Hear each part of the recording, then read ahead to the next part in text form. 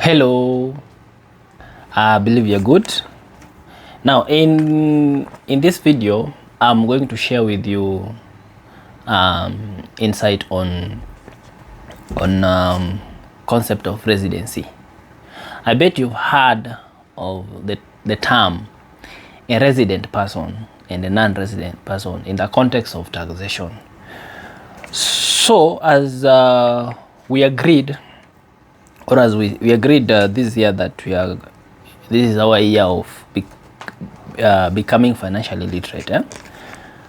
So you can't be financially literate if you don't know what is the difference between a resident person and a non-resident person in the context of taxation. Now we usually have a resident individuals, and we also have a non-resident individuals, and we also have a resident body of persons. And if I say body of persons, I mean a company or a corporation. So I will give you the threshold qualifying someone to be a resident individual. If I say individual, what I mean is natural person, right? And I'll take you through the qualifier of a person to be a resident individual. Otherwise, we'll be non-resident individual. I believe we are on the right track, or we are understanding each other very well. So first qualifier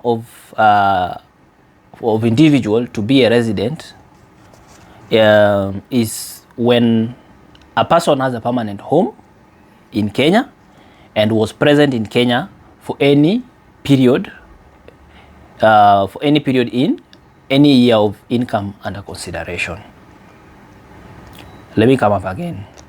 If a person have a permanent home in Kenya and was present in Kenya for any period in any year of income under consideration, then we say that person is a resident person. Another criteria is a person who has no permanent home in Kenya but was present in Kenya for any period or periods amounting in the aggregate to 183 days or more in that year of income.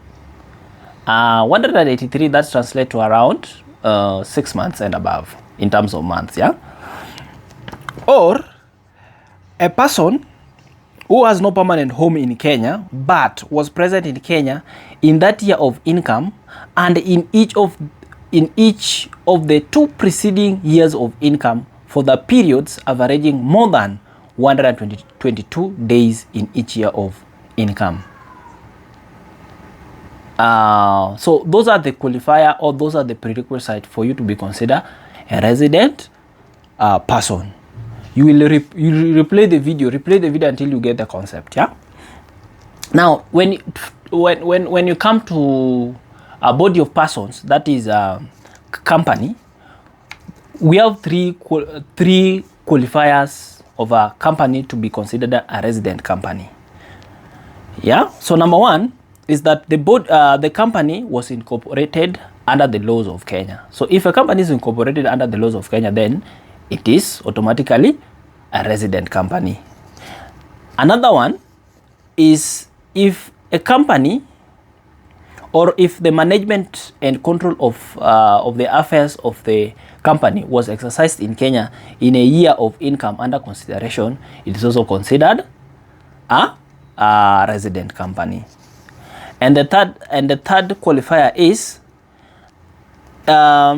if the company had been declared by the minister or cabinet secretary by notice in the Gazette to be a resident in Kenya for any year of income. Yeah, so those are the three criteria that can make a company, or can make a company considered a resident company. Apart from that, we need to also understand or appreciate the importance of residency, or yes, Now, what are the advantages, or what is the benefit that comes that somebody can enjoy as a resident individual or a company? Yeah, so one importance is Kenyan resident individuals pay Kenyan income tax on the income derived from Kenya and worldwide employment, while non-resident individuals pay Kenyan income tax only on incomes derived from Kenya. It's very important to draw that distinction. What I'm saying is Kenyan resident individuals pay Kenyan income tax on income derived from Kenya and worldwide employment, while non-resident individuals pay Kenyan income tax only on incomes derived from Kenya. I bet you get it. So if you're a resident, then if you're resident individuals, then it is regardless of where the income came from. So if whether it was derived in Kenya or not, you'll pay income tax. Another importance is that Kenyan resident individuals pay Kenyan income taxes at a graduated scale rates, but non-resident individuals pay Kenyan income taxes on specified rates on specified income or incomes. Another importance is that withholding tax deducted at source on all incomes of non-resident individuals, while on resident individuals, withholding tax is only on some specified incomes, as you will see in this particular example I'll show you here. Previously the CIT, that is corporate income tax, for resident and non-resident were different. And that is resident, previously it was 30% and non-resident it was 37.5%. But currently it was reviewed. Both of them pay CIT of 30%. So it's very important to note those ones.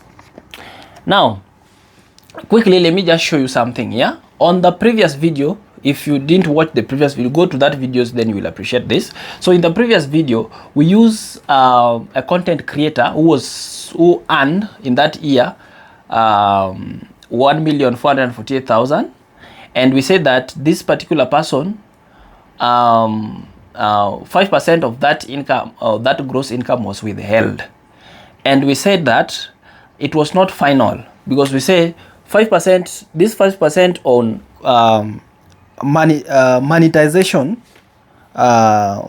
digital monetization income is not, this 5% is not final. And if you go to that video, you'll see how we said that this 5% was claimed as a tax credit. Yeah, I won't explain that, just go to that video, you'll see. So what I'm just saying here, I want to look at the tax burden for this resident person and this non-resident person, because here we are saying that we said that non-resident person, non-resident individuals, the income derived from Kenya they are taxed on a withholding basis, and we say that withholding basis, since this person, they are non-resident, they are not in Kenya, so it means this particular withholding is final. So I want to compare the burden here for non-resident and resident. So for resident, we see that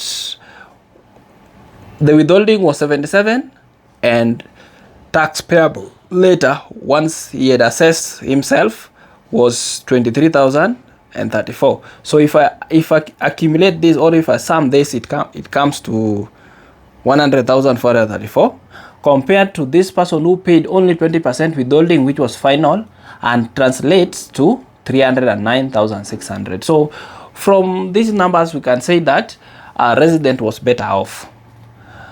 In the coming video, I will explain a typical content creator who earned some revenue, but not as an individual, someone who decided to go the business way. So we look at the tax implication for each particular business forms that they choose to go with. So if it is sole proprietor or partnership or limited liability company.